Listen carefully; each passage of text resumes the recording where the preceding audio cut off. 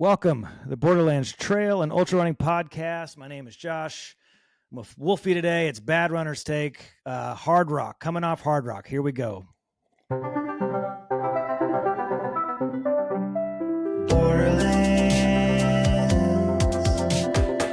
All right, there's a lot to talk about with Hardrock. I mean, I wasn't excited about it as I was about Western States, but then I leaned in and I learned a lot. I learned a lot. I admittedly, I just never have got it. I've been in its proximity. It's never been a race that I want to run.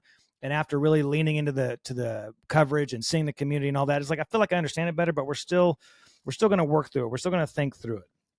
So we're going to do a high-level recap. We're going to do some thoughts on it. We're going to come out with the positive stuff. Like there's some positive stuff. There's some fun stuff that happened over the weekend. We're also going to bring some critiques because it wouldn't be a Bad Runner's Take without critiques. We're going to take a look at some shirts that maybe someone was wearing while they were there that caused some uproar. Check in on Outrider Running League, the running league that we're putting together. Going to hear from the Hyperlyte Hotline.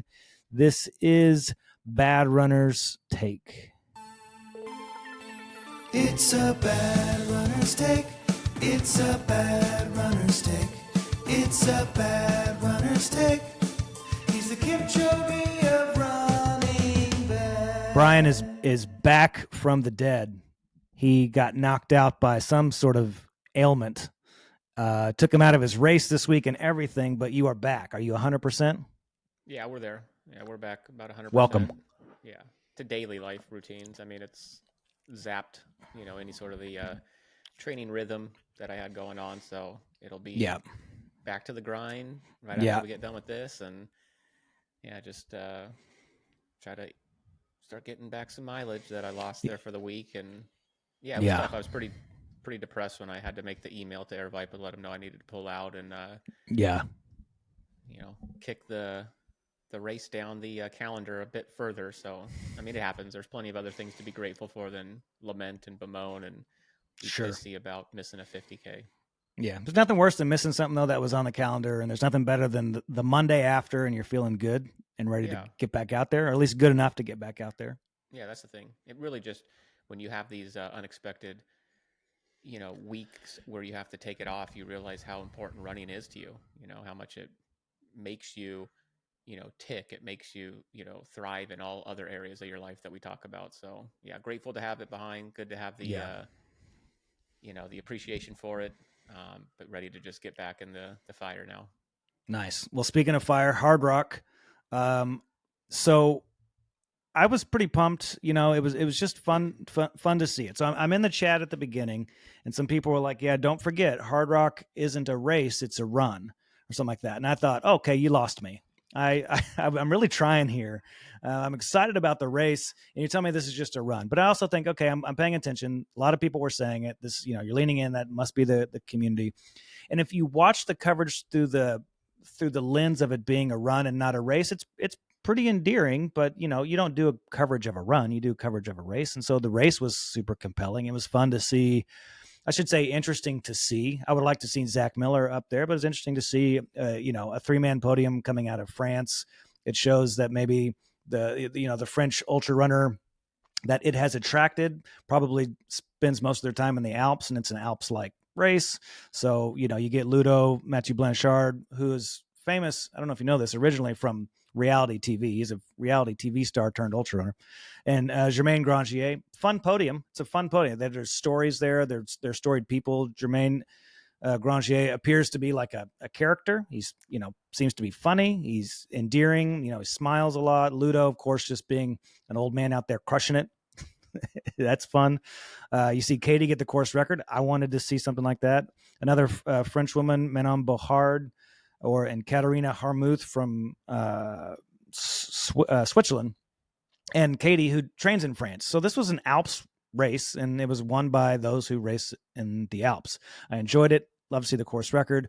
So in general, as a race, as a run, I see it. It was endearing. As a race, it was fun, but not a deep field.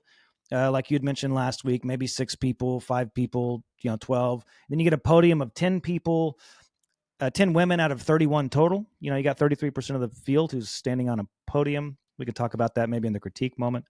But in general, I feel like I understand it better than ever. And if it is a run, I get it. It's endearing. But if it's a race, I was there. I was checking the updates like crazy on X with I Run Far. So that's my high level. What do you think? Yeah, I mean, just to kind of get like heady on this one, right? I think if you know the saying that perfect is the enemy of good, then I Yeah. think for Hardrock the equivalent is the race is the enemy of fun. And I've Hmm. always kind of banged my head against this wall with Hardrock, again, being frustrated that we treat it like a race sometimes. We talk about it like a race sometimes. We put narratives towards it as a race sometimes. And at the end of the day, it ends up being not quite as fun of an experience.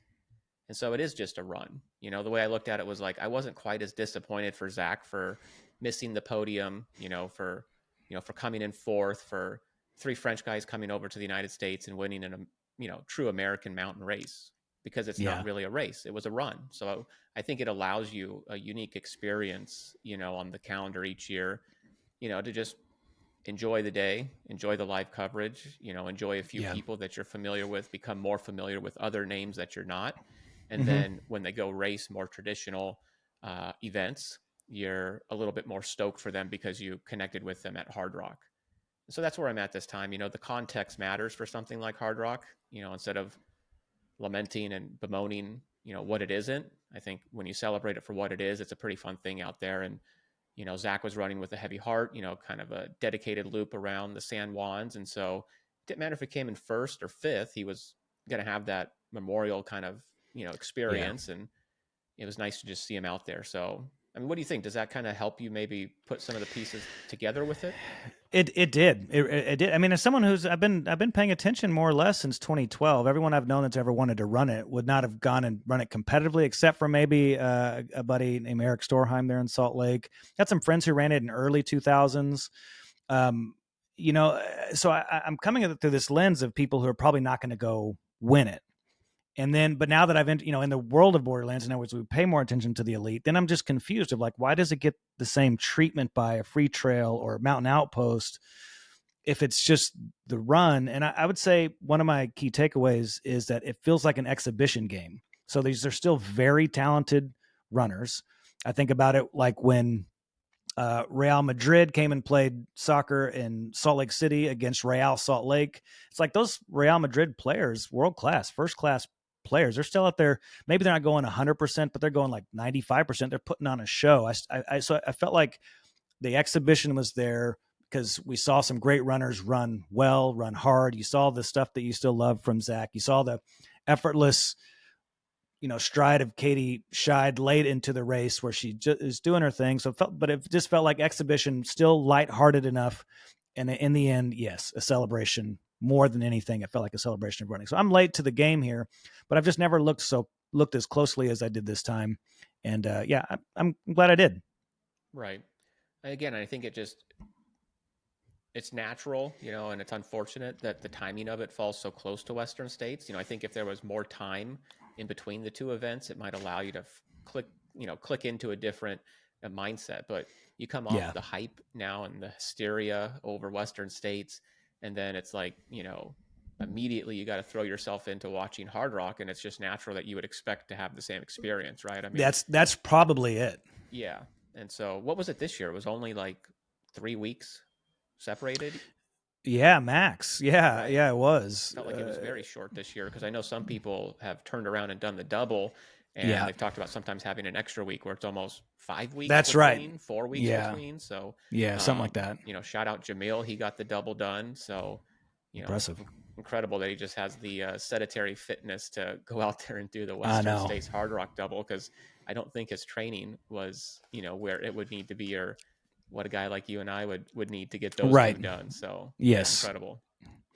Yeah, and it didn't feel, though it's wildly hard, don't get me wrong, it never felt urgent by and large. So you just see people out there, they're having a good time. And I think maybe just on one level, I don't even know what to do with the Elaine. Let's make sure that they're having a good time while suffering. Like yes. When you're at a race that, resides above 11,000 feet for a vast majority of it, you go above 14,000 feet multiple times. Like you're dealing with heat, and at some points your feet are getting wet. Like there is a lot of difficult adversity that you're tackling, but you're right. Yeah. You're doing it with more of a fun, probably Yeah. aspect where you're not chasing cutoffs or, Right. even probably too hung up on a goal time as much as just close the loop. Let's get around it. Yes. Okay. Yeah. And on that level though, I don't know if this is the right time to mention it. The Elaine Stipula thing, the woman who passed away in the first 7 miles, Yeah. I don't you don't even know what to say. I just think I just want to acknowledge it. I don't know that they've released what happened. And there's an element, like a massive element of being sensitive to the story and the sensitive to the family. But there's also this piece of it is like, when a member of the community passes, especially doing the thing that we're all so in love with, it just hits different. And again, not knowing the details, maybe they've released them. She had 3 daughters, I think I read, like 60 years old, well over 100 results on Ultra sign up. Okay, so now if I understand that Hardrock is very familial in nature, then to lose someone in that also feels like a deeper sting to me. Yeah. And I think I couldn't imagine. I don't connect to the course and to the community. Yeah. And so these are just names that I have empathy for and sympathy for, obviously the family and everybody involved. But yeah, I couldn't imagine, if she's woven into the fabric of the Hardrock, community there, even prior to this year's race, then I couldn't imagine being the director. I couldn't imagine being the crew, aid station, volunteers who knew this individual. It must have really set a different tone race day that probably didn't translate through the live stream. And I'm sure the story's not finished. We'll probably have a nice memorial and know more of causality, and have a better ability to celebrate who she was as a person and a runner. Yeah. And the only part of me that thinks I want to know why, because I really struggle. Like, do I feel entitled to know why, or is it just a curiosity? There's just an element of, hey, is there anything? I think of the people going into High Lonesome this weekend. It's another high elevation race. Is there anything that could be useful to the community in terms of taking care of runners that are going out there again? Whatever it was, it had to have been super rare, super unique, whatever. But just again, I'm just trying to make sense of this out loud. And I think that's natural. Sad. We all do this, and so we all want to reassure ourselves mentally and those around us, right? If my wife catches word of this, she'll probably definitely want to know what happened. Yeah. Make sure that her husband is okay, right? Is making decisions. Oof. Right. Yeah. So in general, the overarching sentiment is that there's an element of speechlessness because of how brutal this is. And, and for her and her family and people who love her, and for the Hardrock community, man, just, our hearts go out. I highly doubt there's anything that we could do, but other than just, say, acknowledge that she was a meaningful person and that we know that people are hurting and that we care as well. We just maybe don't know exactly what to do. Right. Yep. I think that's a good place to leave it. Yeah. Okay. So turning the page on that though, so if I got really excited about the Katie record, that's fun, man. That's why I tune in. She's one of the runners that is a guaranteed tune in for me. There's only a handful of, anytime I tuned in, it wasn't Zach Miller. I just was curious where Katie was, because I know that she's got a ton of course records left in her, and I was stoked to see this one. So this was, to me, like I said last week, is that, maybe this isn't as intense of a race, but the greatest still want to have it as one of the races that they have won, and the course record then still matters. So then you still get this juxtaposition of community, lightheartedness, laid back, familial, with the best of the best still going to try and get the course record and to be the best ever to have run in that direction of the loop. Right. Exactly. And it's the whole course record is something, extremely celebratory, and it's just hard to contextualize, because a lot of times, the woman that has the course record, they're not scoring off head to head, or, there's so many variables that go into the condition of one year over the next. Right. And so, there's directional course records. So it's only every other year that this particular record is even up. So, You know, you have to make sure you time it correctly if you are going after it. They all just kind of feel like the equivalent of a PB for an FKT. Yeah. So I was thinking of it as like a PFKT, like, you know what I mean? Like she has basically like, you know, her personal best here at Hardrock also happens to be the FKT in that direction. Yeah. Yeah. Okay. And shout out Ludo, you know what I mean? The ageless, you know, French. What warrior. A beast. I mean, he's clearly on a course that he belongs at. I mean, just the ability to thrive there. Yeah. And, you know, I don't want to be ageist or anything. It's not necessary. It's not at all saying that what he did was great for his age, but just being somebody who's closer in age to him than most other elites. Boy, feels like one of us when you see him take the victory. Yeah, I just you know, sitting watching with my kids when we tune in occasionally and just be like, yeah, that guy that's winning is older than me, because you know the joke is how old I am in the family, right? And this guy is this guy has 6 years on me, like, 7 years. Maybe. At what age does he have to put some of those tennis balls on the bottom of his trekking pole? You know, like the old lady with the walker. Yeah. So he's not leaving marks in the nursing home. Yeah, exactly. Yeah. I mean, there was nothing about his effort that felt old to me. And 49 is not old, but it's old for the sport. We recognize that it's beyond 2 standard deviations of the mean in terms of age and competitiveness. He's an outlier and he's special. And you know, anybody. I mean, even to see Jim Walmsley, like how did Ludo get Jim Walmsley to pace him? Yeah. So, you know, he had the best of the younger guys in his corner getting him there. I mean, I wonder how a Mathieu Blanchard or Jermaine Grandier takes that of, you know, Ludo got those guys. Nothing to be said negatively about their crews, just to say, got some champions getting Ludo to another victory there. Right. Somebody said it somewhere that Ludo looked like a ultra runner version of Flea from Red Hot Chili Peppers, and now I can't unsee it.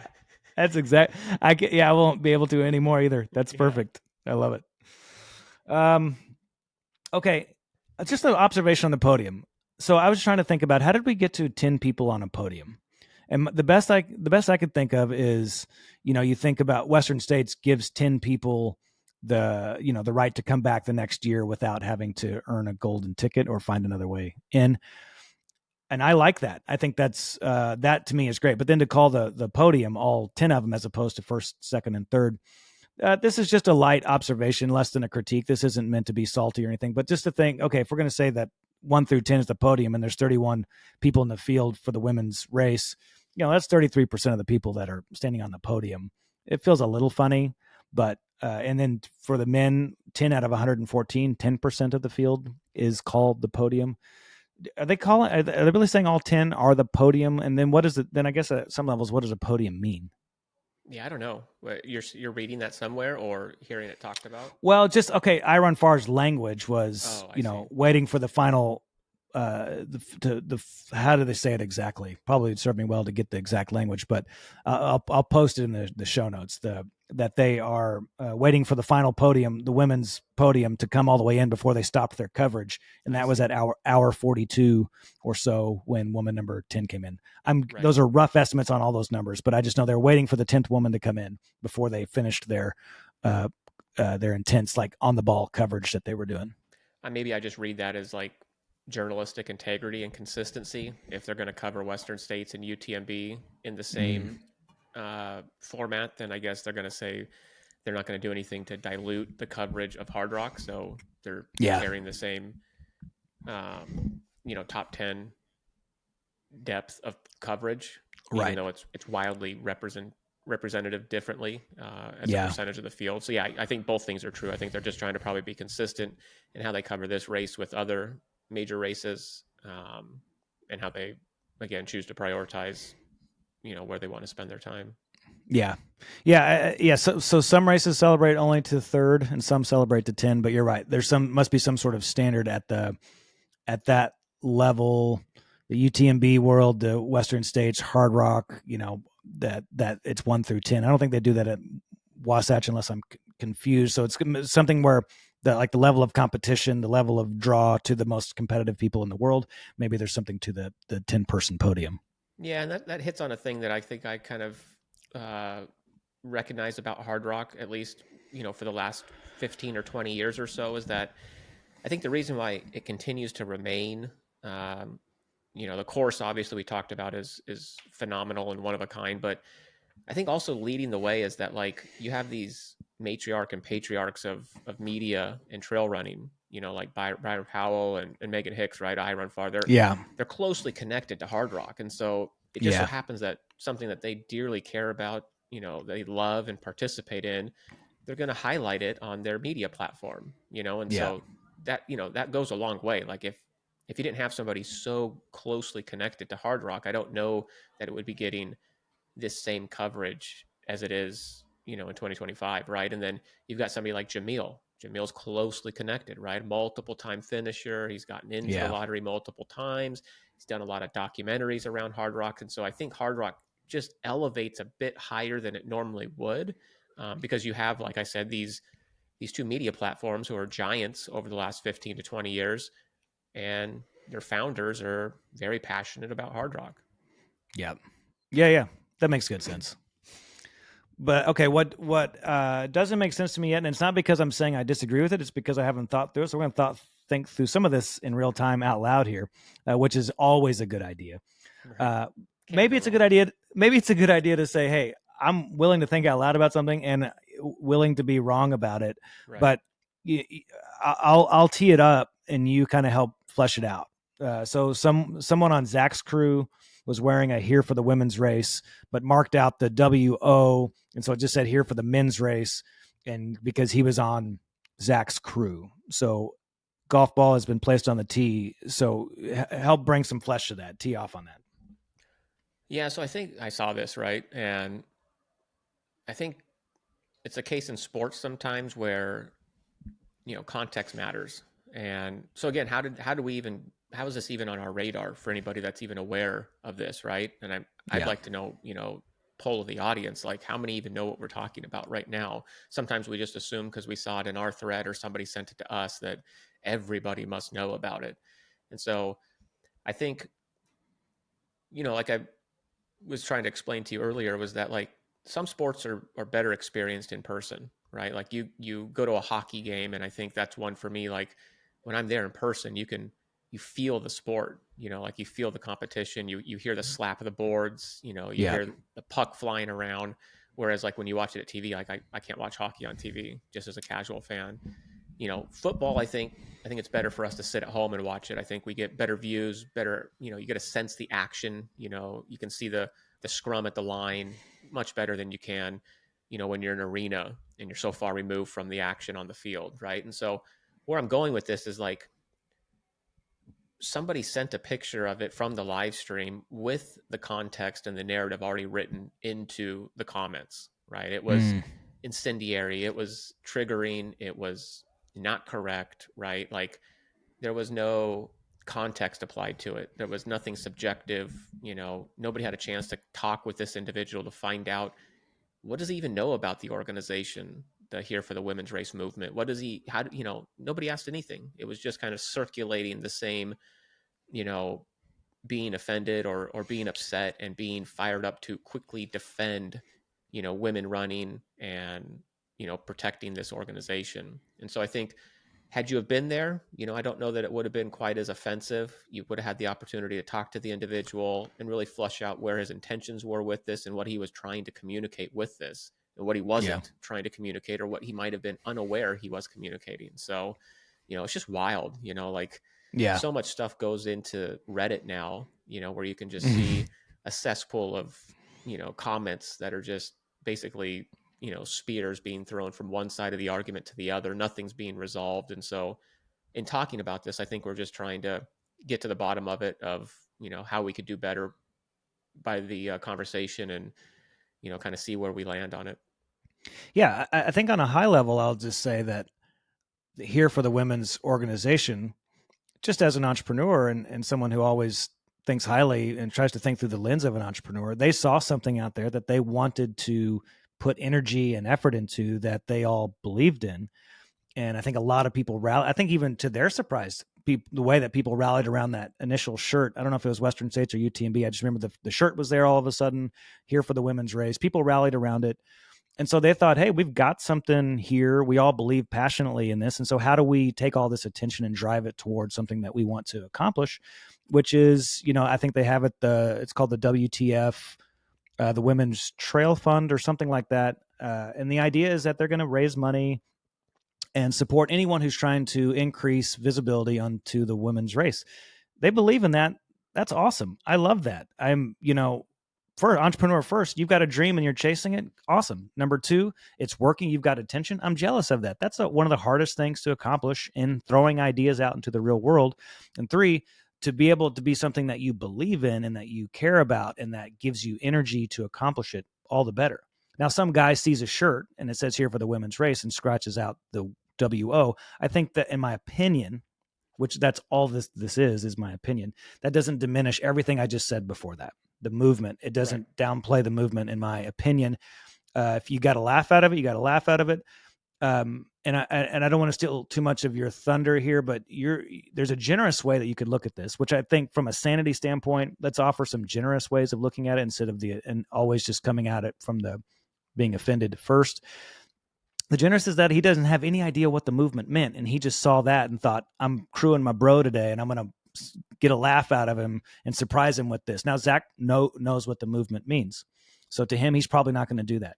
You and I know what the movement means. We're probably not going to do that. Someone who doesn't know what the movement means, it could be a thrift store, find. And they think, hey, I'm going to do this for my buddy, get a little laugh out of this.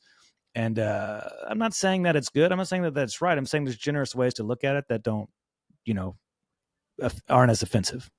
Yeah, exactly. And I mean, there's a huge opportunity here because, again, it got circulated, a lot more visibility. It activated the base, probably expanded the base. People said, in response to this, they're going to go buy shirts to support. So, there was good behind it, but I don't want it to just be fueled by anger and rage and offensiveness, right? Like, look at I get the point at this so many different times for so many different reasons, right?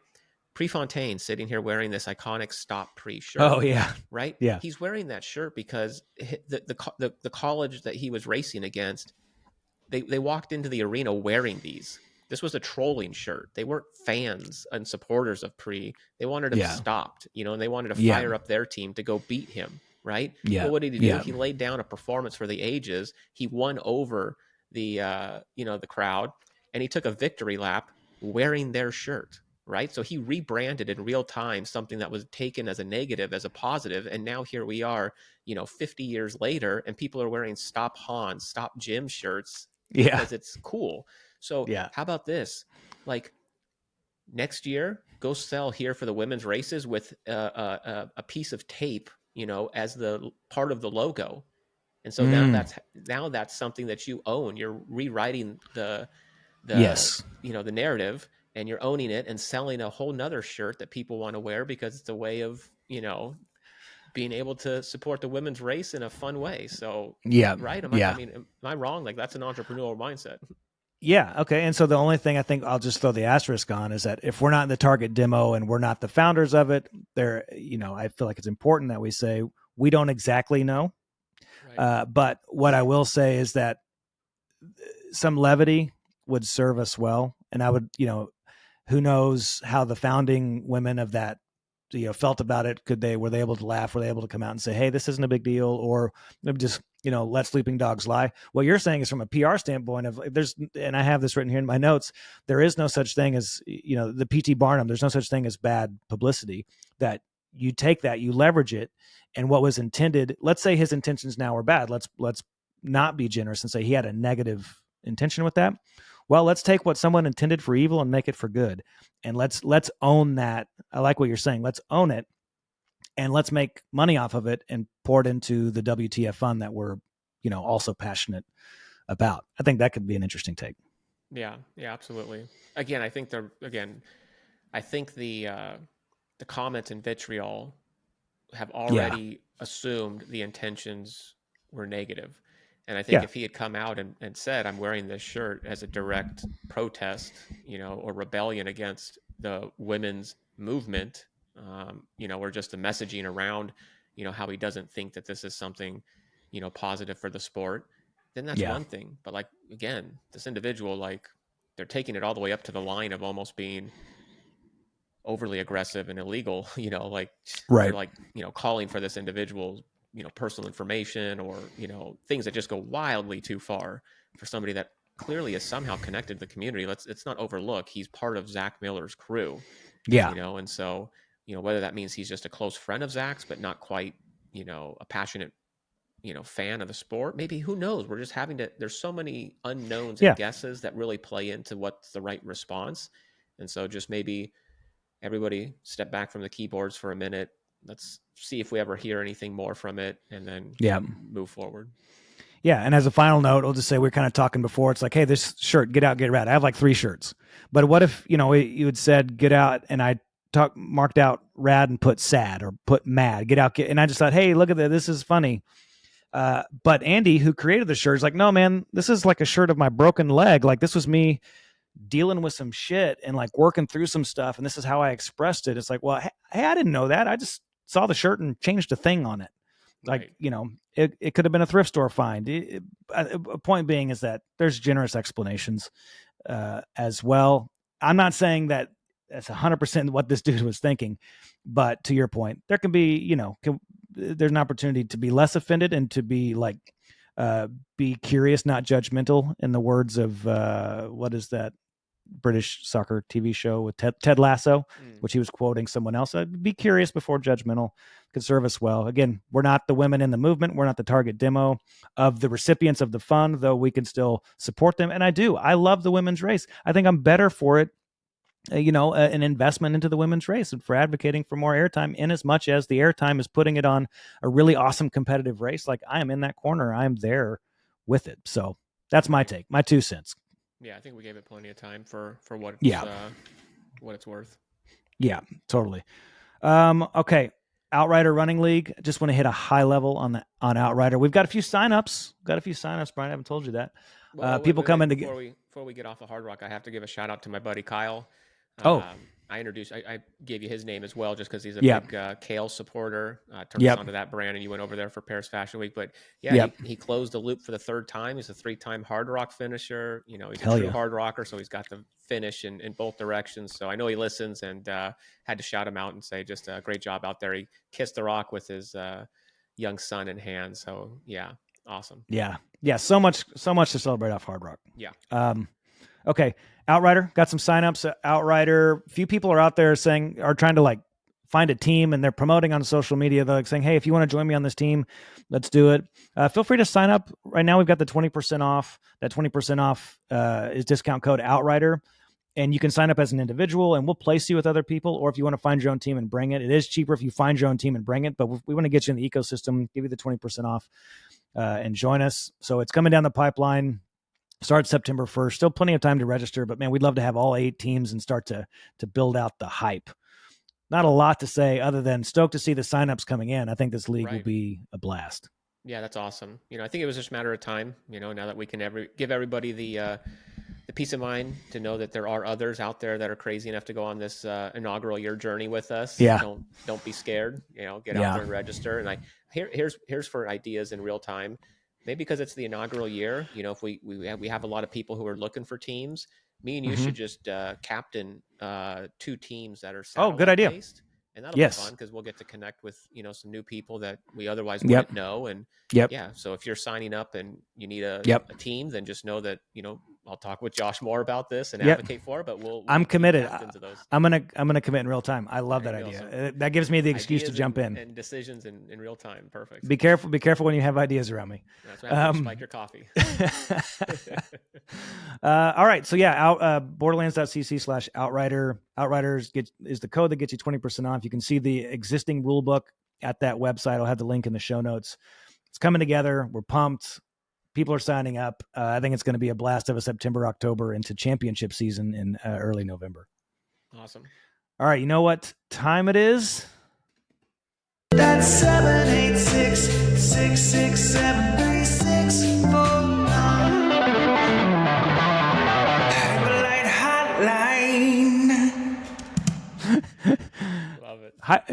Hyperlight's an awesome partner. Emery has been just fantastic, going back and forth. He kind of appears to be, in the driver's seat, at least from a communication standpoint for Hyperlite. So many people have been loving those guys. That documentary with Hans is crushing it. Just pumped to have him on, pumped to have him doing the Hyperlyte Hotline. We got one call for you today, and I'm going to play it and we can keep chatting. Here we go. Hi, friends. It's Lisa from Wichita, Kansas. I was just calling. I have 3 points, so I'm going to make this hopefully super quick. First, I'd love to hear an update on the run leagues for the summer. Second, about the 100-mile prize money. I think one of you guys said something about maybe doing a music festival, which I think would be awesome. Bring back the Warp Tour, or my idea was maybe crowdsource. You could get a sponsor for the actual race, and then the first, second, third place prizes are crowdsourced. It would be dirtbag funding at its finest. Or you could just totally have a random sponsor, like an airline, cellular service, some random drink, energy drink like Prime, something like that. Those are my thoughts. And then, Wolfie, you said put the fun in fundamentals, so I challenge you to do airplane arms on a run. Listen to you guys later. Thanks for everything. Hope to see you one of these days. Okay. I just, awesome. as she said that, I immediately tried to picture you doing that, and it feels like as likely as me to do it. There's no chance you have. Yeah. I mean, at the end of a 2.5, 3 hour run, and I've got the just adrenaline, firing, and I celebrate the fact that I've been able to do that on that given day, or at the end of 100K. Yeah. I mean, okay. I'll let out some big, I don't want to scream into the mic, but yeah. When you're alone, you'll do that alone. Oh yeah. Yeah. Oh, it's actually I think a secret weapon. It's not a secret weapon, but I think it's something that you can feel, the energy inside of you, the endorphins, the adrenaline, everything kind of change. And okay. Awesome. Yeah. I had a friend, this is somewhat similar, is that he challenged me for a while every night. This was 20 years ago. Every night before you go to bed, stand beside your bed and just clap. You just lived another day. I was like, I just always felt dumb. But I tried it for a little bit. It's I was 21, 22. I like that you are willing to do that. So you have already done it. I'm not going to be doing that here in Copenhagen. There's so many people, and I'm an introvert, and the last thing I could ever handle is someone. I hate it when all eyes are on me. Right. But I like that she threw that down. I do. Yeah.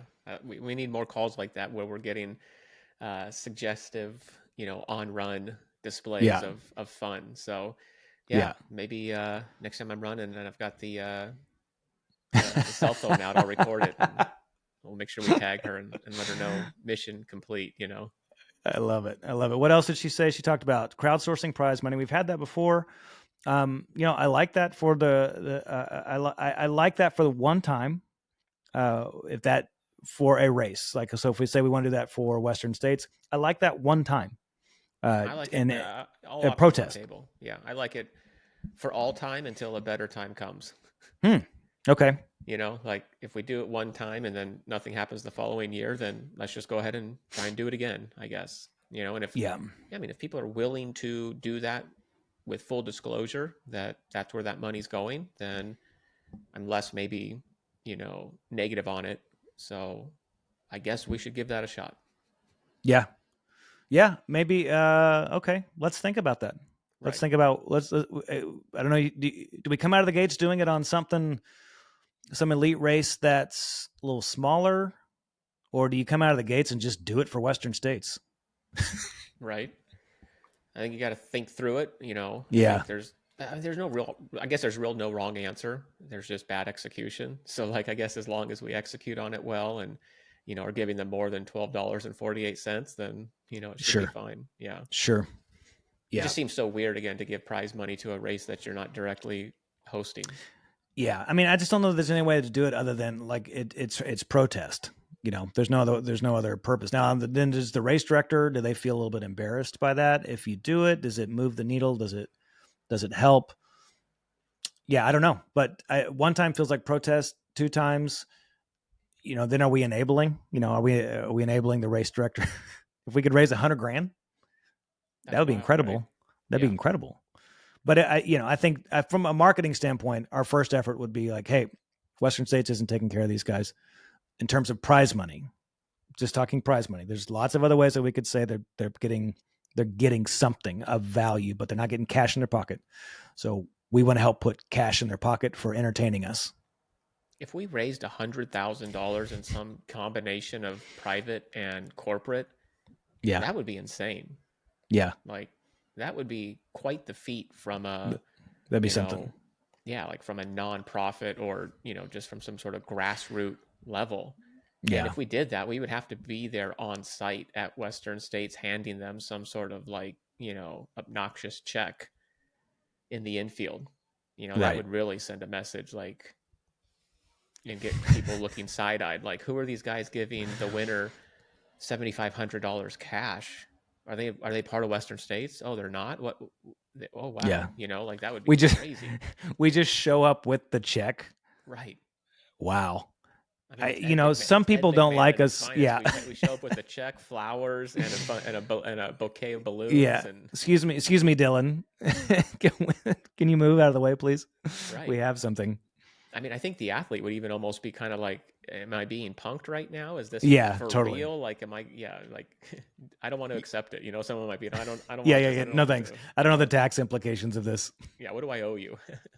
Yeah. I mean, I don't want to get geeky on thinking tax implications, but if it's a gift and they didn't earn it, like we gift it to them, there's, less taxes. Some CPAs listening and know that that's probably a loophole that I'm misunderstanding. But if we do it and we classify it as a gift, for just doing an awesome job in a race, maybe there's less taxes. That's a funny thought. Right. And admittedly, possibly incorrect. All right. So we want you all to call the Hyperlyte Hotline. We love the Hyperlyte Hotline. We love hearing from you. The link is in the show notes and in bios if you're international, because our phone number only works in North America for some reason, Google Voice. 786-667-3649, which is also Run More 649, and then click that link. Final thing for today. ACG. Yes. You put this on my radar. ACG, Nike's. I'm shocked. Not shocked, but I'm like, interesting that that's the vehicle that they're using. It appears to get into trail. So, what do you think? I think it's fascinating. Yeah, it kind of caught me off guard that they were activating with so much intensity. It's got a lot of splendor. Like when you looked at this, it does. Chongli 168 Ultra Trail race. So again, I'm completely ignorant to what this race history is. It looks like in some roundabout way there's a soft partnership with a Thailand UTMB race. So. Okay. I don't know how much of a relationship there is other than maybe just the bureaucratic or, political relationship between Thailand and China. So again, I don't know how all that works, but again, came on the radar. I think was it Runner's Highest or, one of those online platforms. My feed had it. And I was like thinking this is like, maybe like when you see a futuristic car design and you realize it's not really ready for production yet. But no, this is like a real race that's going on, and Nike's activating full throttle. I mean, some of those displays were enormous. I was shocked. And it's it's to the T of exactly what you would expect Nike to do if they're going to invest as the marquee sponsor of a sporting event. They had the now famous top that Caleb Olson and Drew Holman won, their races in. But they had a ton of other things that were in this social media post that were unique to trail running races. It looked like they had a DJ booth that kind of was set up like Daft Punk. I mean, like it just looks phenomenal and a whole lot of fun. And so again, why does it have to be over there? I guess they get to do things probably with greater sense of control and magnitude.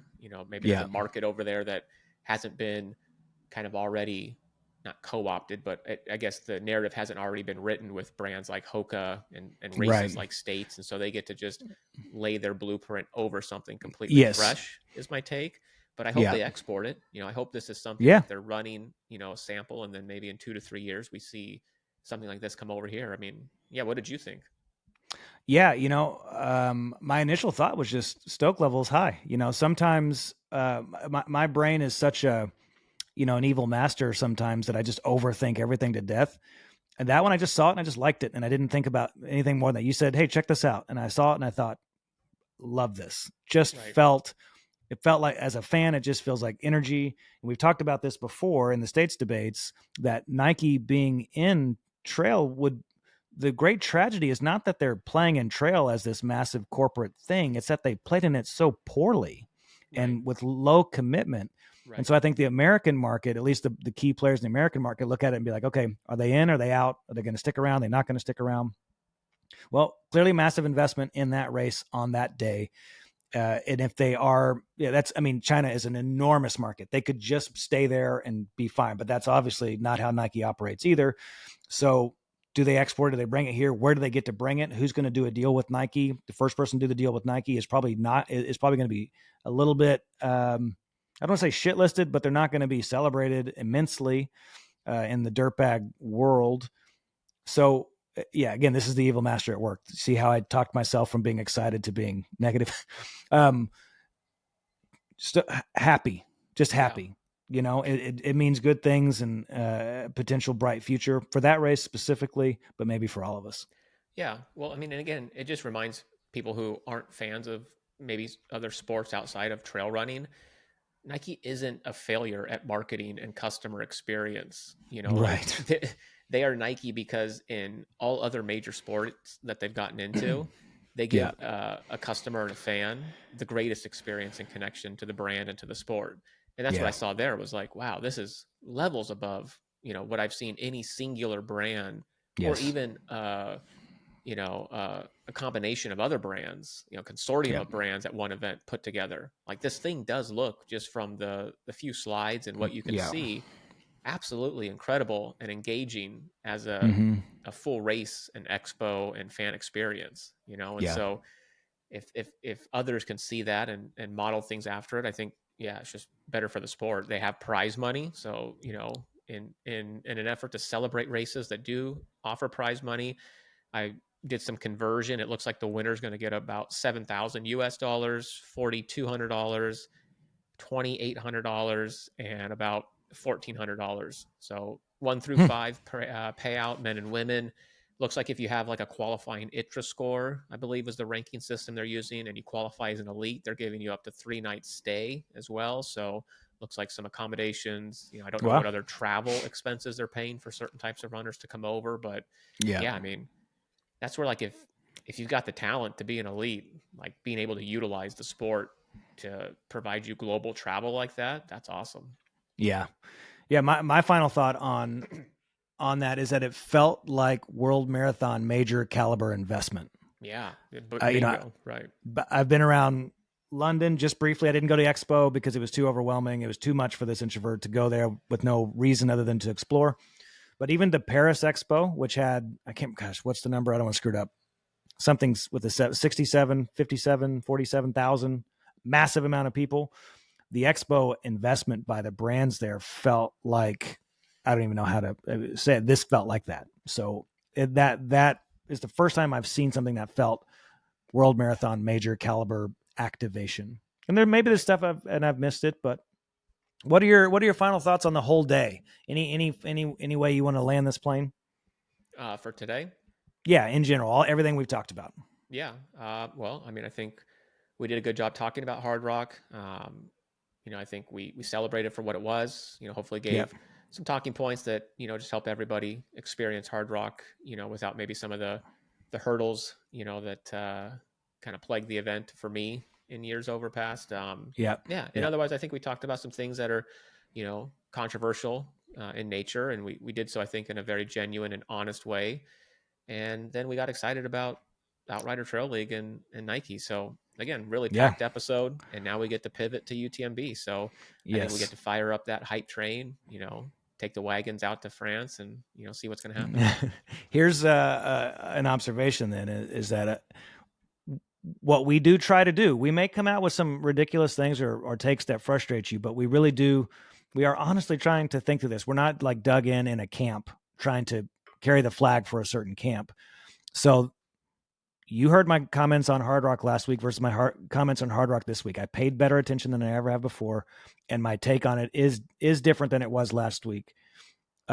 You saying nice things about Nike after things that you've said in the past, like this, we really are trying to bring in our bad runners take. That's tongue in cheek. We are trying to think through things, be honest, bring a fresh take on things, but also, the willingness to change one's mind is a superpower. And, if presented with new evidence, presented with any element like that, it's one of the things I pride on this show is that we do try to do that. And I hope that we continue to do that. Absolutely. Yeah. I always appreciate the time together. So yeah, man. Good call. Yeah, we got lots of stuff coming up. We're still working through it. We're gonna try and do pre-UTMB race interviews with podium contenders.